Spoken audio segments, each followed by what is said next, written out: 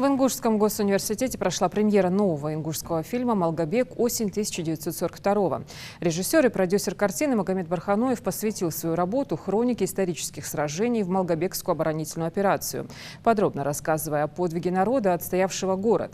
Лента снята в рамках проекта «Патриотический кинематограф». Подробности у нашего корреспондента.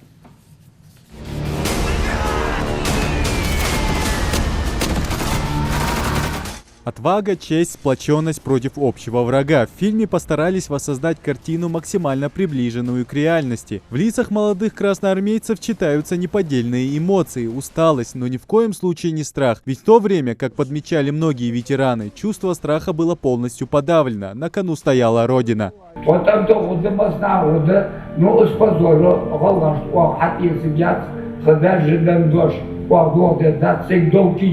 В фильме про Малгобекскую оборонительную операцию тесно переплетаются документальные факты и рассказы участников тех сражений с художественными отсылками, снятыми в Малгобекском районе. Актеры для ролей подбирались долго, учитывались многие параметры. К примеру, речь и телосложение. Артисты должны были соответствовать реальным лицам, участвовавших в Малгобекской оборонительной операции. Для режиссера и продюсера Магомеда Барханоева фильм на военную тематику стал дебютным. По словам создателя, съемки дались очень тяжело. Трудностей было очень много, потому что снять, это наш первый опыт именно съемки полнометражного фильма, это первый наш полнометражный фильм.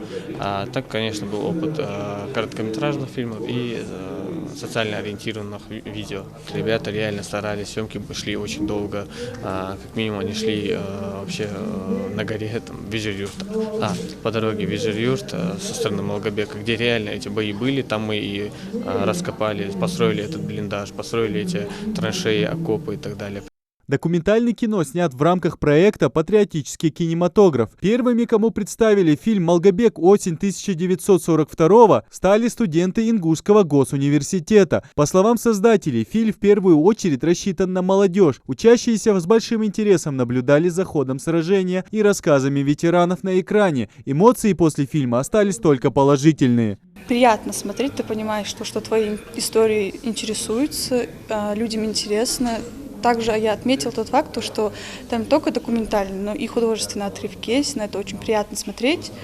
И ты глубоко внутри себя понимаешь, через какое горе и боль прошли твои предки, и ты больше ценишь то, что они сделали.